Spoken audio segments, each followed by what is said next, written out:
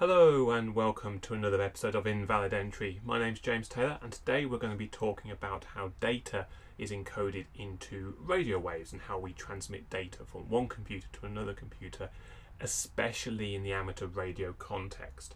And I'm going to do that from first principles.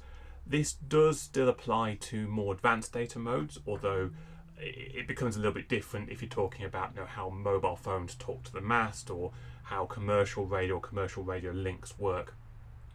And this really comes out from some conversation I was having last year. My daughter, my eldest, she passed her radio license.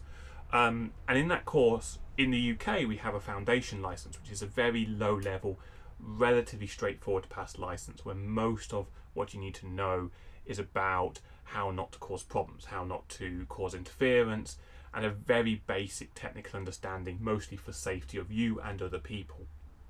So it enables people to get into the hobby, especially if they're going to buy a radio. It doesn't allow you to build radios or build kits even. It is a very basic, this is just enough to allow you to operate a radio safely. One of the features of that license, and there's a lot of technical questions in the license, or questions we have to do technicalities. One of the questions is, do you know the difference between AM, FM, carrier wave and single sideband? And the training course she did, which was an amazing training course by Essex Hams, didn't really go into why these modes exist. We call them modes, the way data is modulated onto radio and how the data comes off. So I thought it would be interesting to sort of go over how it all fits together. And then again, how we then use modes like FT8 or RTTY or packet, how we then put data on there. So the first thing I wanted to show was from first principles how information is different to data, but how information is encoded. And audio, we're going to start with audio. So audio is a pressure wave. It is air molecules bumping into each other as they go out. The louder the noise, the bigger the vibration, but the frequency, the speed they're going in and out at is the pitch or the sort of qualities that you hear. There may be more than one frequency you hear at a time, because that's how noise is made. That's how frequencies work. So those different frequencies will intermingle. So you sort of have these pressure waves coming in and out from some source, a speaker, someone's voice, a musical instrument. And what we do is we have a diaphragm, which is generally like a bit of plastic, and we either attach a coil, a wire to this, or a magnet, and then the wire be separate. Doesn't really matter. What matters is that there is a wire moving in the vicinity of a magnet.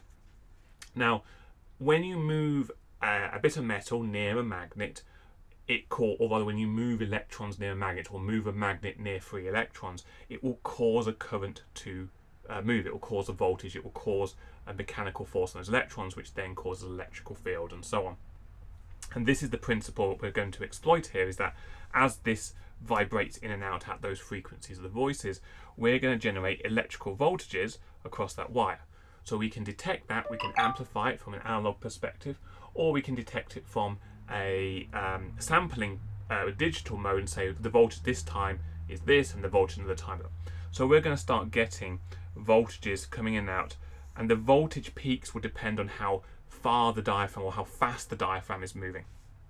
And what's really interesting is if we amplify this a little bit and feed this into another coil with a magnet attached, north-south again, and a little coil attached to diaphragm, then it actually does the reverse. When you put current through a wire that's near a magnet, that mechanical force still happens, and it will actually cause the thing to move in and out. And moving in and out then causes the air next to it to move in and out. So we've actually now got a speaker. So these two things are the way you convert noise, sound waves, into an electrical signal and back into a sound wave. And what we're really interested in this electrical signal, because I can simulate that electrical signal. I can create that electrical signal from other sources. I can create an electronic circuit that creates a wave. I can very, very simple, couple of capacitors, and a coil will generate an oscillator.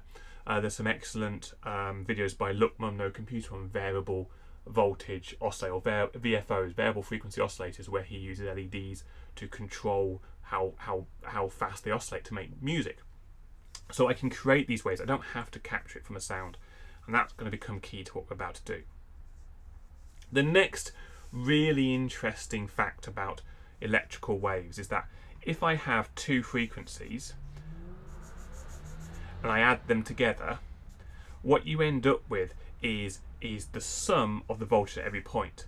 But mathematically, if you have frequency 1 and a frequency 2, I don't know why I didn't put the call on that, then what you end up with is F1 plus F2 and F1 minus F2.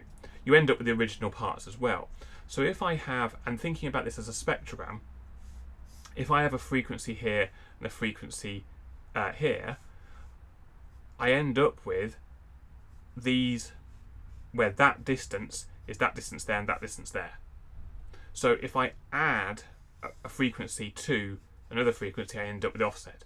And this is like, okay, if the frequencies are near each other, then it gets a bit weird. But if these frequencies are massively far apart, if this is a low frequency, and just for reference, the human voice operates, below 12 kilohertz. So you're talking about ranges, 1 to 5 kilohertz at most, really, for a human voice. For music and things, it's different, but for human voice, which is kind of what we're interested in.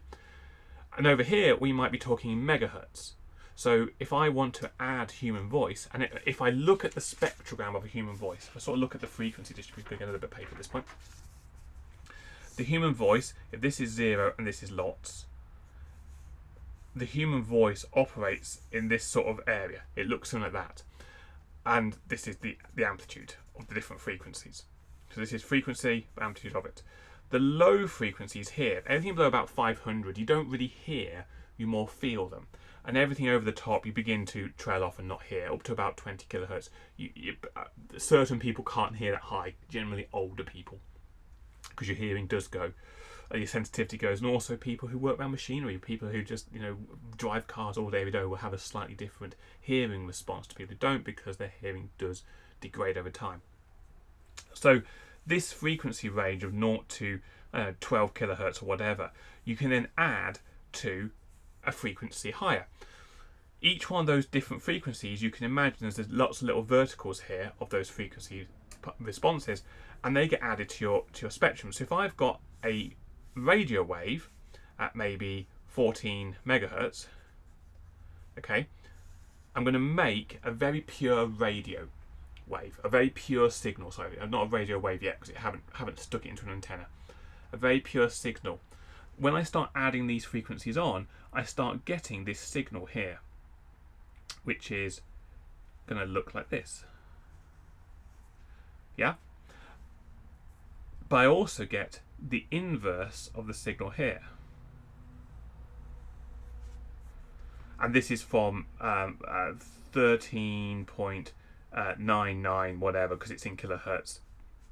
995. If that was 5, because it makes my maths easy, and this is 14.005 megahertz. So you end up with an equal and opposite signal. This is what we call AM. So a carrier wave, i.e. the one we're going to add the noise to, or the sound to, noise being a technical term for something bad, which we'll get onto. This is a way to actually transmit the signal, because there's enough power in this spike to actually power a very low power receiver, a crystal radio receiver, for example. And when you want to retrieve it, all you're going to do is make the same signal again, a 14 megahertz signal, and then add all this to it, and you'll resolve back to your original signal at the very low frequency, 0 to 5, which you then put into an amplifier or into headphones or into a high impedance earpiece. So AM is very simple to do. You're just going to mix the signals together.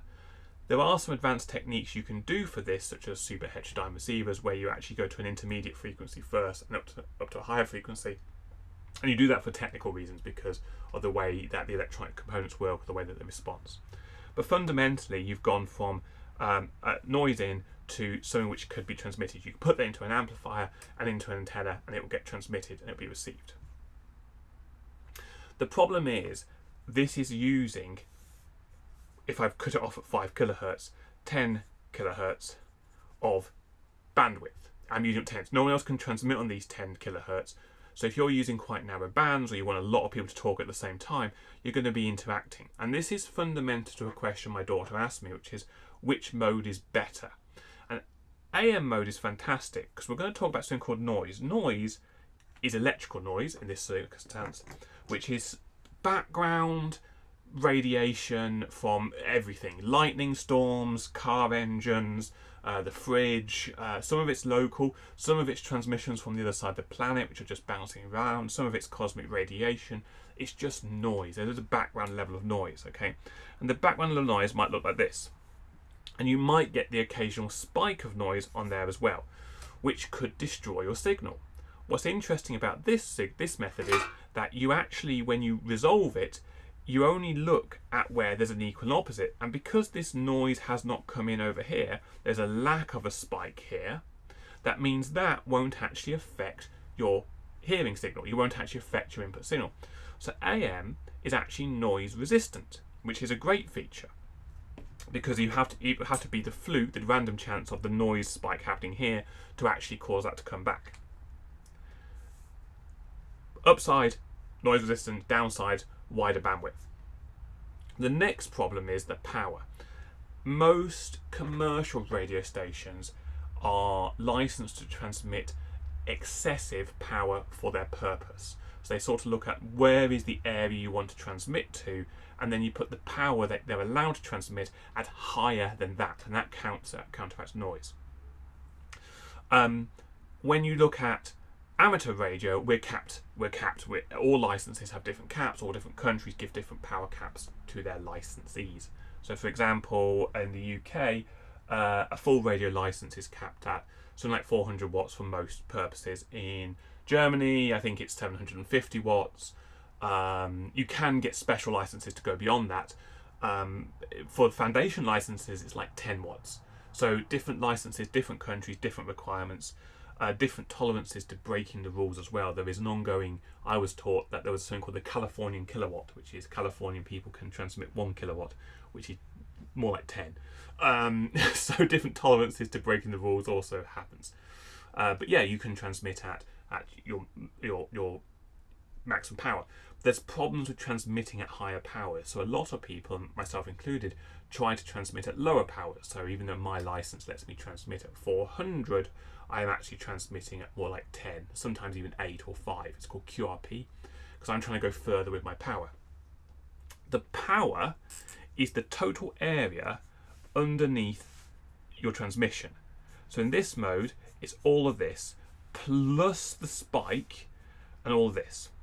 As I said, if I was doing a commercial broadcast and I wanted a wider range of receivers, this is good because I don't care about putting in more power. But for an amateur radio person, this is all wasted power. It's wasted bandwidth and it's wasted power. So what amateur radio people do is they filter and literally come along. I'm going to use my purple pen here, my pink pen. They literally chop that off and only transmit that one. They'll build a filter and they'll transmit this. This and this is called a sideband. It is on the side of the band you want to transmit on. And bizarrely, this is the upper and this is the lower. So you will see generally at the 10 megahertz, generally, and it's not true for digital modes, will transmit on the upper sideband, or USB, named years and years and years before USB, Universal Stereo Bus, was a thing, and on the lower, will do it on the lower sideband. And those are the two acronyms. And it means that actually you're losing that noise benefit, because now you've only got the one sideband. So there's a noise spike on this sideband. Here, that noise will come through to your audio, your output. If there's a noise spike, but it means you can now concentrate your power. You can actually transmit this wave more powerful because you're not spreading the energy you're inputting onto this side. Your power is the total amount, not the maximum amplitude of any one part. And that's important to realize, is that you can now transmit, you can concentrate the power you want to use in a smaller area. There is a thing called double sideband. Double sideband, you think that's just AM.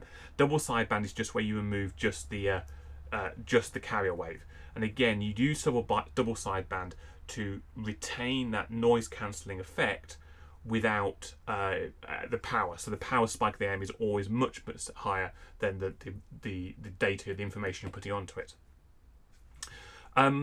And that's it. That's upper sideband in a nutshell.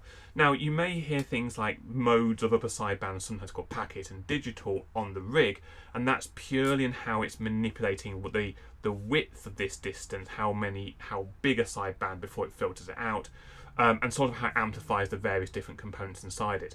But they all basically are variants of upper sideband. They're just filtering slightly differently.